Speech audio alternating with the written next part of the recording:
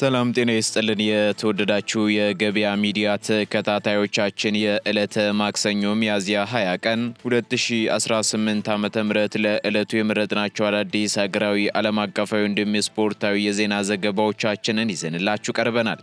የዜና ዘገባዎቻችንን ስፖንሰር ያደረገልን አጋራችን ደግሞ የሮሃ ፎሬክስ ቢሮ ነው።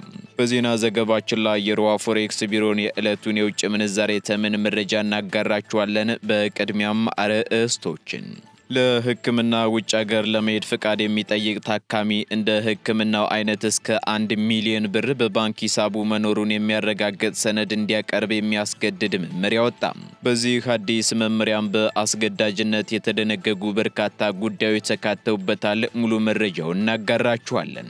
ከውጪ በትላንትናው ዕለት በዋይት ሃውስ የደህንነት ምክር ቤት የተደረገውን ስብሰባ ተከትሎ ፕሬዝዳንት ዶናልድ ትራምፕ ኢራን በፓኪስታን አደራዳሪዎች በኩል ባቀረበችው የሰላም እቅድ ላይ ደስተኛ ለመሆናቸውን የወጡ መረጃዎች አመላክተዋል። በሁለቱ ሀገራት መካከል ለ2 ሳምንት የሚቆይ ጊዜያዊ የተኩስ አቁም ስምምነት ቢኖርም ቋሚ ሰላም ለማውረድ የሚደረጉ ንግግሮችና የኒውክሌር ጉዳይ ላይ ያለው አለመግባባት ግን አሁንም ጥርጣሬ ውስጥ መውደቁን ያሳያል ተብሏል። በዝርዝር የምትሰሙት ይሆናል። የጀርመኑ ቻንስለር ፍሬድሪች ሜርዝ አሜሪካ ከኢራን ጋር በገባችበት ጦርነት እየተዋረደች መሆኑን በመጥቀስ ዋሽንግተን ከግጭቱ የምትወጣበት ግልጽ መንገድ እንደሌለና ቴሄራን ደግሞ የበላይነቱን እየያዘች መምጣቷን ተናገሩ። በሌላ በኩል እስራኤል ሂዝቦላ ጥቃቱን የሚቀጥል ከሆነ ሀገሪቱ በሊባኖስ ላይ መላ ሀገሪቱን ሊያቃጥል የሚችል ከፍተኛ ወታደራዊ እርምጃ እንደምትወስድ በዛሬው ዕለት አስጠንቅቃለች። በዝርዝር እናጋራችኋለን። ወደ ብራዚል በመጓዝ ላይ የነበሩ 2 ግዙፍ የነዳጅ ጫኝ መርከቦች ባልተለመደ የጉዞ መስመር ለውጥ በማድረግ ወደ ስዊዝ ቦይ ማምራታቸው ተነገረ። ከነዚህ ግዙፍ መርከቦች በተጨማሪም 2 ሌሎች በፕሪሞርስክ ወደብ ነዳጅ የጫኑ መርከቦችም ጉዟቸው ተቋርጦ ባሉበት መቆማቸው ተገልጿል። በዝርዝር ይዘነዋል። የተወደዳችሁ የገበያ ሚዲያ ተከታታዮቻችን እነዚህንና ስፖርታዊ መረጃዎችን ጨምሮ ሌሎች ለዕለቱ የተመረጡ መረጃዎችን ይዘንላችኋል። አሁን ደግሞ በዝርዝር ወደምንመለከታቸው ዜናዎቻችን እናልፋለን።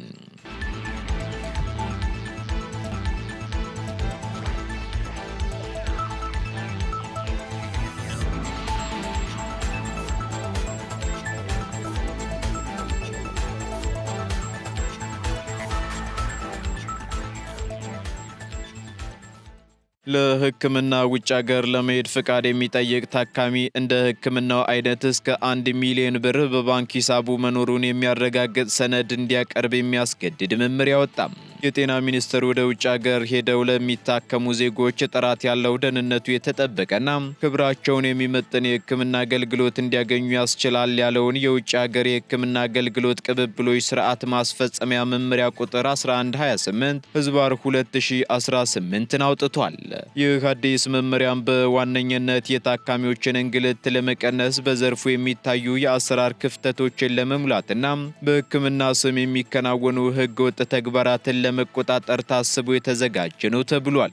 መመሪያው በጤና አገልግሎት አስተዳደርና ቁጥጥር አዋጅ ቁጥር 1362/2017 መሰረት የወጣ ሲሆን ከሕክምና ቦርድ አሰራር ጀምሮ እስከ ወኪል ተቋማት የብቃት ማረጋገጫ ድረስ ያሉ ሂደቶችን በዝርዝር ይደነግጋል።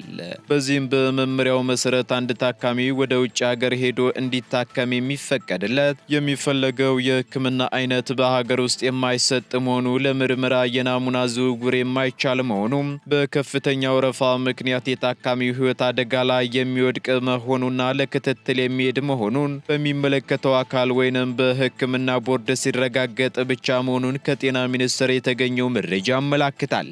በተጨማሪም ይህን ውሳኔ የሚሰጠው የሕክምና ቦርድ በሆስፒታሉ ሜዲካል ዳይሬክተር የሚመራና ከ3 እስከ 5 አባላት ያሉት ሆኖ በየሳምንቱ የተሰበሰበ ውሳኔ እንደሚያስተላልፍም በመመሪያው ተመላክቷል። ወደ ውጭ ሀገር ለመሄድ ፍቃድ የሚጠይቅ ታካሚም የጸደቀ የቦርድ ማስረጃ፣ የታደሰ መታወቂያ ወይንም ፓስፖርት ማቅረብ ይኖርበታልም ተብሏል። እንዲሁም ለሕክምናው የሚያስፈልገውን ወጪ ለመሸፈን በባንክ ሂሳቡ ቢያንስ 500,000 ብር ለንቅለ ተክለ ተከላ ሕክምና ከሆነ ደግሞ 1 ሚሊዮን ብር መኖሩን የሚያረጋግጥ ሰነድ ማቅረብ እንዳለበትም መመሪያው ይደነግጋል። በሌላ በኩል ታካሚዎችን ከውጭ ሀገር የሕክምና ተቋማት ጋር የሚያገናኙ ወኪሎችም የጤና ባለሙያ መሆን እንዳለባቸውና ከሚኒስተሩ የብቃት ማረጋገጫ ምስክር ወረቀት ማግኘት እንዳለባቸው ተደንግጓል። እንዲሁም ወኪሎች ለታካሚው ስለሚሰጠው አገልግሎት የተጋነነ መረጃ መስጠት የተከለከለ ሲሆን በየሩብ ዓመቱ ለሚኒስቴር መስሪያ ቤቱ የሥራ አፈጻጸም ሪፖርት የማቅረብ ግዴታም ተጥሎባቸዋል። በዚህም መመሪያውን በሚጥሱ ወኪሎች ላይ ደግሞ ሚኒስቴር መስሪያ ቤቱ እንደ ጥፋቱ ክብደት የጽሑፍ ማስጠንቀቂያ፣ የብቃት ማረጋገጫን ማገድና እስከ መሰረዝ የሚደርስ እርምጃ ይወሰዳልም ተብሏል።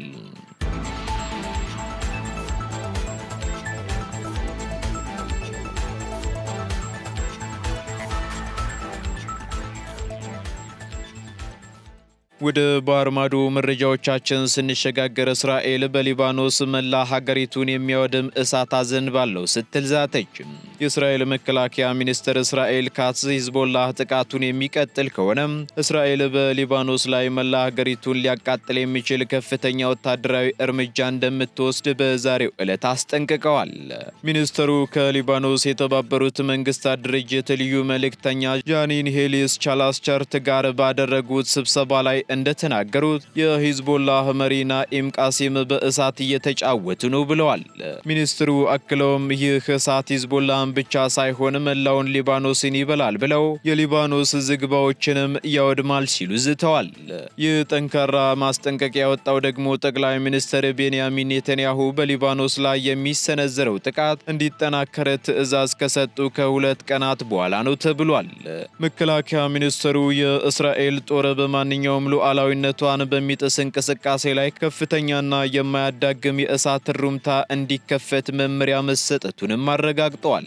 ካትዝ አክለውም የሊባኖስ መንግስት በሂዝቦላህ ጥላ ስር መደበቁን እንዲያቆም በማሳሰብም የሀገሪቱ ፕሬዝዳንት ጆሴፍ አውንስ በሊባኖስ መጻኢ ዕድል ላይ ቁማር እየተጫወቱ ነው ሲልም ተችተዋል። እስራኤል በሰሜናዊ ግዛቷ ላይ ጥቃት እየተፈጸመ የተኩስ አቁም ስምምነትን እንደማትቀበልም በግልጽ አስታውቀዋል።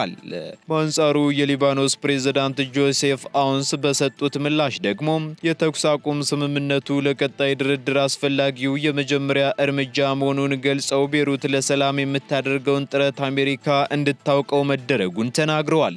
ባለፉት ጥቂት ሳምንታት ብቻ በእስራኤል ጥቃት ከ2500 በላይ ሊባኖሳውያን መገደላቸውንና ከ1.6 ሚሊዮን በላይ የሚሆኑት ደግሞ መፈናቀላቸውን የሊባኖስ ይፋዊ መረጃዎች አመላክታሉ።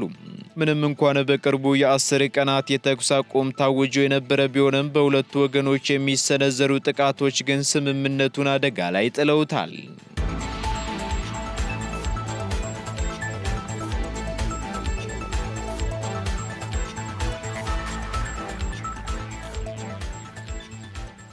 ፕሬዝዳንት ዶናልድ ትራምፕ የኢራንን አዲስ የሰላም ጥያቄ ውድቅ ሊያደርጉት እንደሚችሉ ተገለጸ። የአሜሪካው ፕሬዝዳንት ዶናልድ ትራምፕ በሁለቱ ሀገራት መካከል ያለውን ጦርነት ለማስቆም ከኢራን የቀረበውን የቅርብ ጊዜ የሰላም ጥያቄ ውድቅ ሊያደርጉት እንደሚችሉ የዋይት ሃውስ ምንጮች ገልጸዋል። ኢራን በፓኪስታን አምባሳደሮች በኩል ባቀረበችው በዚህ የሰላም እቅድ አሜሪካ የጣለችውን የባህር ላይ እገዳ ካነሳችና ጦርነቱን ካቆመች የሆርሙዝ ወሽመጥን ለንግድ መርከቦች ክፍት ለማድረግ ሐሳብ አቀርባለች። ይሁን እንጂ በዋሽንግተን በትላንትናው ዕለት ሚያዝያ 19 ቀን 2018 ዓ.ም በዋይት ሃውስ የደህንነት ምክር ቤት የተደረገውን ስብሰባ ተከትሎ ፕሬዝዳንቱ በሐሳቡ ደስተኛ ለመሆናቸውን የወጡ መረጃዎች አመላክተዋል ሲል ሲኤንኤን ዘግቧል። ለዚህ ለጥያቄ ውድቅ መሆን ዋነኛው ምክንያት ደግሞ የኢራን ጥያቄ ስለ ሀገሪቱ የኒውክሌር መርሃ ግብር ምንም አይነት ግልጽ መፍትሄ አለመካተቱ እንደሆነ ተገልጿል። ኢራን በበኩሏ የኒውክሌር ድርድር ከጦርነቱ ማብቃት በኋላ በሌላ ጊዜ እንዲታይ የጠየቀች ቢሆንም የትራምፕ አስተዳደር ግን ማንኛውም ስምምነት የኢራንን የዩራኒየም ማበልጸግ ሂደት ሙሉ በሙሉ የሚያስቆም መሆን እንዳለበት አቋም ይዟል። የአሜሪካ የውጭ ጉዳይ ሚኒስትሩ ማርኮ ሩቢዮ በሰጡት መግለጫ የኒውክሌር ጉዳይን ወደ ጎን የሚተው ማንኛውም ስምምነት ተቀባይነት የለውም ሲሉ ተናግረዋል። አሜሪካም ለዜጎቿ ደህንነት ቅድሚያ የምትሰጥና ኢራን የኒውክሌር መሳሪያ እንዳይኖራት የሚያረጋግጥ ስምምነት ላይ ብቻ ትፈርማለች ሲሉም አክለዋል። በአሁኑ ወቅት በሁለቱ ሀገራት መካከል ለ2 ሳምንታት የሚቆይ ጊዜያዊ የተኩስ አቁም ስምምነት ቢኖርም ቋሚ ሰላም ለማውረድ የሚደረጉ ንግግሮች ግን በዚህ የኒውክሌር ጉዳይ አለመግባባት ምክንያት አሁንም ጥርጣሬ ውስጥ ወድቋል ተብሏል። የሆርሙዝ ወሽመጥ መዘጋቱ ደግሞ በዓለም አቀፍ የነዳጅ ዋጋና በምግብ ሸቀጦች አቅርቦት ላይ ከፍተኛ ጫና ማሳደሩን ቀጥሏል።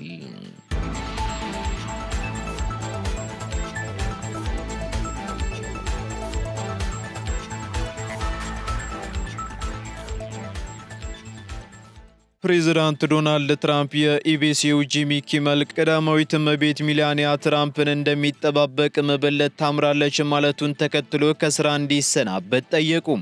የአሜሪካው ፕሬዝዳንት ዶናልድ ትራምፕ እና ቀዳማዊት እመቤት ሜላኒያ ትራምፕ የኢቢሲ ቴሌቪዥን ጣቢያ የዝግጅት አቅራቢው ጂሚ ኪመል በአፋጣኝ ከስራ እንዲሰናበት በጽኑ አሳስበዋል።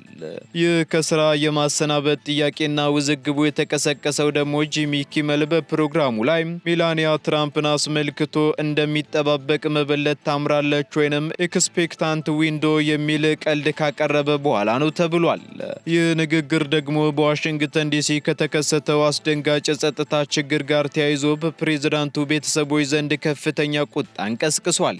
ሜላኒያ ትራምፕም በትላንትናው ዕለት በሰጡት መግለጫ የኪመል ንግግር ኮሜዲ ሳይሆን ጥላቻን የሚሰብክና ለጥቃት የሚገፋፋ ነው ሲሉ ኮንነዋል።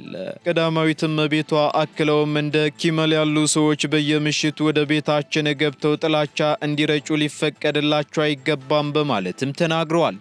ፕሬዝዳንት ዶናልድ ትራምፕ በበኩላቸው በሰጡት ምላሽ የኪመል ንግግር በዋሽንግተን ከተከሰተው የግድያ ሙከራ ጋር ቀጥተኛ ግንኙነት እንዳለው በመጥቀስም የኢቢሲና የዲዝኒ ኩባንያዎችም አቅራቢውን በአፋጣኝ እንዲያባርሩት ጠይቀዋል። በሌላ በኩል የኢቢሲ ቴሌቪዥን ጣቢያ እስካሁን ስለዚህ ጉዳይ የሰጠው ይፋዊ ምላሽ ባይኖርም ክስተቱ ግን በአሜሪካ የፖለቲካና የሚዲያ ተቋማት መካከል ያለውን መቃቃር ይበልጥ አባብሶታል።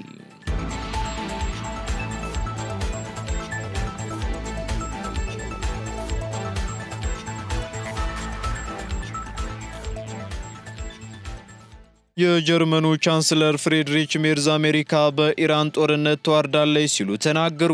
የጀርመኑ ቻንስለር ፍሬድሪች ሜርዝ ዩናይትድ ስቴትስ ከኢራን ጋር በገባችበት ጦርነት እየተዋረደች መሆኑን በመግለጽ በዋሽንግተን ከግጭቱ የምትወጣበት ግልጽ መንገድ እንደሌለና ቴሄራን የበላይነቱን እየያዘች መምጣቷን አስጠንቅቀዋል። ቻንስለር ሜርዝ በትላንትናው ዕለት በማርስበርግ ከተማ ለሚገኙ ተማሪዎች በሰጡት መግለጫ አሁን ያለው ሁኔታ ለአሜሪካ ትልቅ ስልታዊ ችግር መጋለጡን አመላክተዋል።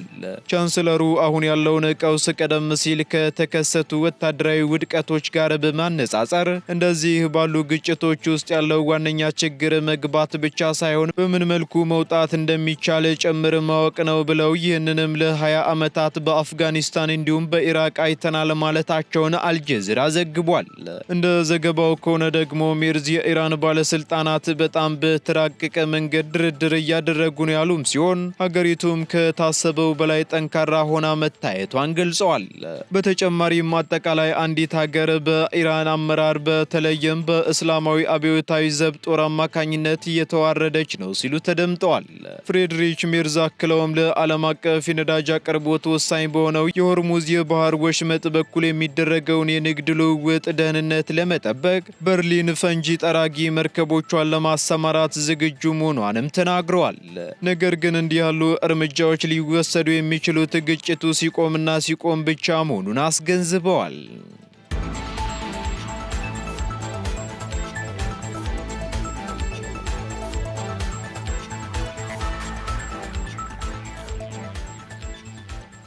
ወደ መጨረሻው ዝርዝር መረጃችን ስንሸጋገር ወደ ብራዚል በመጓዝ ላይ የነበሩ ሁለት ግዙፍ የነዳጅ ጫኝ መርከቦች ባልተለመደ የጉዞ መስመር ለውጥ በማድረግ ወደ ስዊዝ ቦይ ማምራታቸው ተነገረ።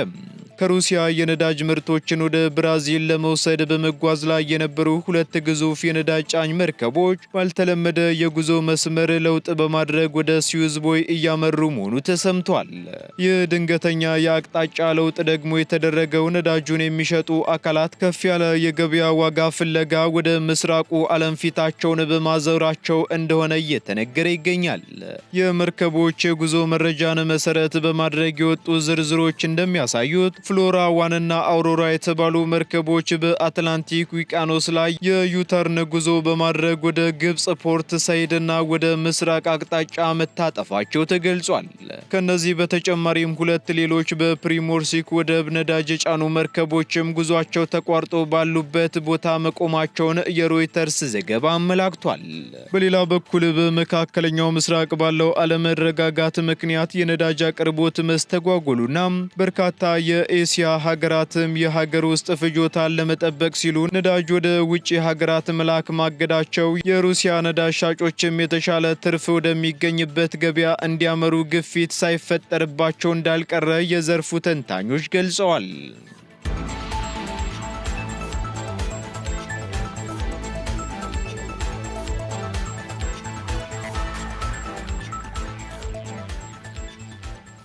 ቀጥለናል። የተወደዳችሁ ተከታታዮቻችን አሁን ደግሞ ስፖርታዊ መረጃዎቻችንን የምንሰማበት ሰዓት ላይ ደርሰናል። ዕለታዊ ስፖርታዊ መረጃዎችን ደግሞ መኮንን አልማው አዘጋጅቷቸዋል። ተከታትለን እንመለስ። አመሰግናለሁ መላኩ። ሰላም ጤና ይስጥልን ውድ የገበያ ሚዲያ ቤተሰቦቻችን እንደምን ውላችኋል? እነሆ የሰዓቱን ስፖርታዊ ዜናዎች ወደ እናንተ አደርሳለሁ።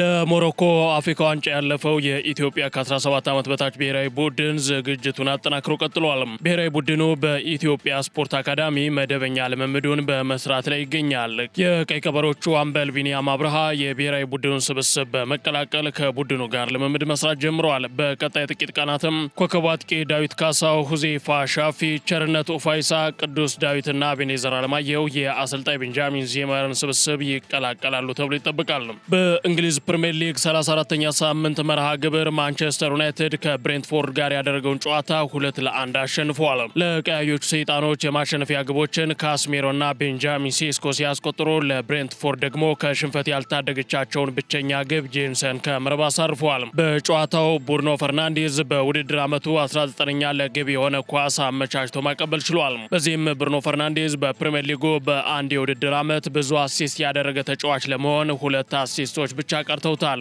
ሪከርዱን የቀድሞ የአርሰናል ተጫዋች ቴሪ ሄነሪ እና ኬቨን ዴ ብሮይኒ በ20 አሲስቶች ይዘውት ይገኛሉ።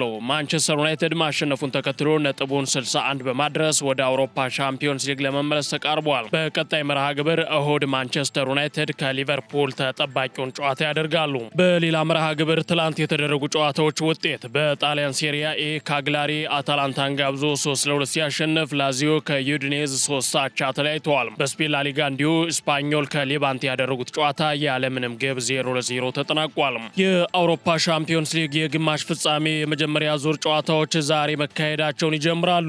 በምሽቱ ፒኤስጂ ከባየርን ሙኒክ የሚያደርጉት ተጠባቂ የግማሽ ፍጻሜ ጨዋታ ሲካሄድ የፈረንሳዩ ክለብ በሜዳው ፓርክ ደ ፕራንስ ምሽት 4 ሰዓት ላይ የጀርመኑን ክለብ ያስተናግዳል። በመድረኩ የሚገናኙት የአንድ ጊዜና የ6 ጊዜ ሻምፒዮኖቹ ናቸው። የአምናው ሻምፒዮን ፒኤስጂ ከ6 ጊዜ ሻምፒዮኑ በአየር ሙኒክ። የአምና የመድረኩ አሸናፊ ፒኤስጂ ለተከታታይ የውድድር ዓመት ዋንጫውን ለማንሳት እየተፋለመ ሲሆን በሩብ ፍጻሜው ሊቨርፑልን በድምር ውጤት 4-0 በማሸነፍ ለግማሽ ፍጻሜ መብቃቱ ይታወሳል። የፈረንሳይ ሊግ የደረጃ ሰንጠረዥን እየመራ የሚገኘው ፒኤስጂ በአውሮፓ ሻምፒዮንስ ሊግ መድረክ ለዋንጫ ከሚጠበቁ ቡድኖች ውስጥ አንዱ ነው። በአሰልጣኝ ሉዊስ ኤንሪኬ የሚመራው ፒኤስጂ በዚህ የውድድር ዓመት በአውሮፓ ሻምፒዮንስ ሊግ ባደረጋቸው ጨዋታዎች 38 ግቦችን ተጋጣሚው ላይ አስቆጥሯል። በዚህም በ2025/26 የውድድር ዓመት በመድረኩ በርካታ ግቦችን ተጋጣሚዎቻቸው ላይ ካስቆጠሩ ቡድኖች መካከል አንዱ ሲሆን ለዋንጫውም 3ኛው ተገማች ነው። ተጋጣሚው ባየር ሙኒክ በበኩሉ ከአርሰናል ተቀራራቢ ዋንጫውን የማሸነፍ 2ኛ ግምት ያገኘ ክለብ ነው። በቤልጅየማዊው አሰልጣኝ ቪኒሲየስ ኮምፓኒ የተመራ ቀሪ ጨዋታዎች እያሉት የጀርመን ቡንደስሊጋ ሻምፒዮን መሆኑን ያረጋገጠው ባየር ሙኒክ በዚህ መድረክም ተጠባቂ ነው። ባየርን ሙኒክ በሩብ ፍጻሜው የ15 ጊዜ መድረኩ አሸናፊ የሆነውን ሪያል ማድሪድን በድምር ውጤት 6-4 በመርታት ለግማሽ ፍጻሜ መድረሱ ይታወሳል። የ6 ጊዜ መድረኩ አሸናፊ ባየርን ሙኒክ ከ2019/20 የውድድር ዓመት በኋላ ዋንጫውን ወደ ጀርመን ለመውሰድ የሚያደርገው ፉክክር ይጠበቃል። ባየርን ሙኒክ በ2019/20 የውድድር ዓመት ለመጨረሻ ጊዜ የአውሮፓ ሻምፒዮንስ ሊግ ዋንጫን ሲያሳካ በፍጻሜው የዛሬ ተጋጣሚውን ፒኤስጂን በማሸነፍ እንደነበር ይታወሳል።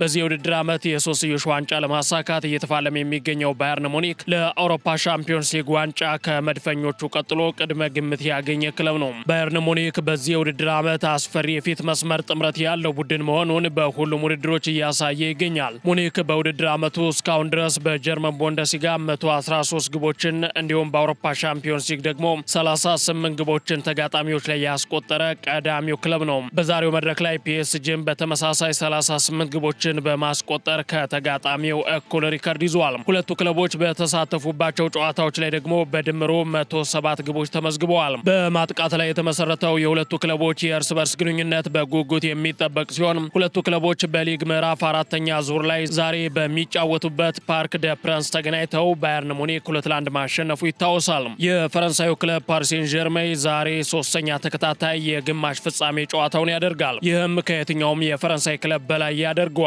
የዛሬ ምሽቱን ጨዋታ ካሸነፈ ደግሞ 100ኛ የቻምፒዮንስ ሊግ ድሉ ሲሆን በዚህም ብቸኛው የፈረንሳይ ክለብ በመሆን ታሪክ ይጽፋል። ባየርን ሙኒክ በበኩሉ የምሽቱ ጨዋታ 22ኛ የቻምፒዮንስ ሊግ ግማሽ ፍጻሜ ጨዋታው ይሆናል። የጀርመኑ ኃያል ክለብ ከዚህ ቀደም ካደረጋቸው 21 የግማሽ ፍጻሜ የደርሶ መልስ ጨዋታዎች በ11ዱ አሸንፎ ወደ ፍጻሜ ተሸጋግሯል። በዛሬው ጨዋታ በሁለቱም ክለቦች በኩል መጥፎ የጉዳት ዜና የለም። ምሽት 4 ሰዓት በፓርክ ደ ፕረንስ ተጠባቂ ፍልሚያቸውን የሚያደርጉት ሁለቱ ክለቦች እርስ በርስ ካደረጓቸው ያለፉት 5 ጨዋታዎች ባየርን ሙኒክ 4ቱን ሲያሸንፍ ፒኤስጂ በአንዱ ድል አድርጓል። በአጠቃላይ ደግሞ በድምሩ 15 ጊዜ የተገናኙ ሲሆን ሙኒክ 9፣ ፓሪስ ሴን ዠርሜን ደግሞ 6 ጊዜ ድል አድርገዋል። ዛሬ ምሽት 4 ሰዓት ላይ በፓርክ ደ ፕረንስ የሚደረገውን የግማሽ ፍጻሜ የመጀመሪያ ዙር ተጠባቂ ጨዋታ ስዊዘርላንዳዊው የ37 ዓመቱ ዳኛ ሳንድሮ ሸረር በመሃል ዳኝነት የሚመሩት ይሆናል። መላኩ ለሰዓቱ ያስኳቸውን ዜናዎች በዚሁ ቋጫለሁ። አመሰግናለሁ።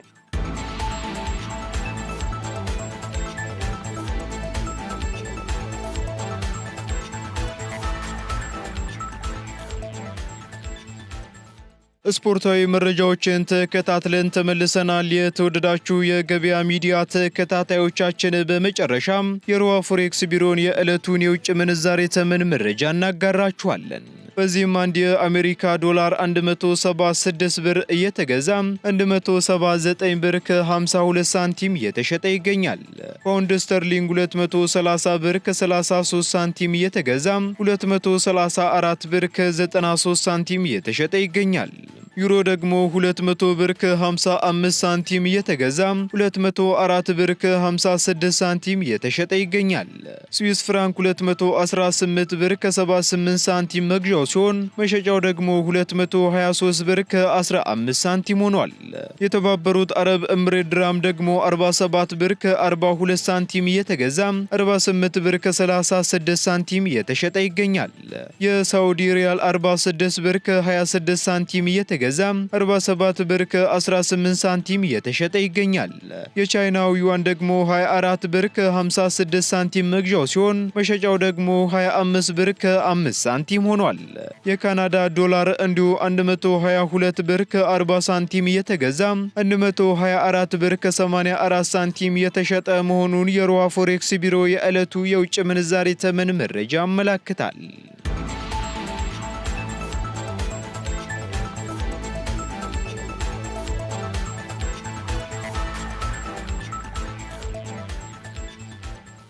የተወደዳችሁ የገበያ ሚዲያ ተከታታዮቻችን ለዕለቱ የመረጥንላችሁ ዜናዎቻችን እነዚህን ይመስሉ ነበር።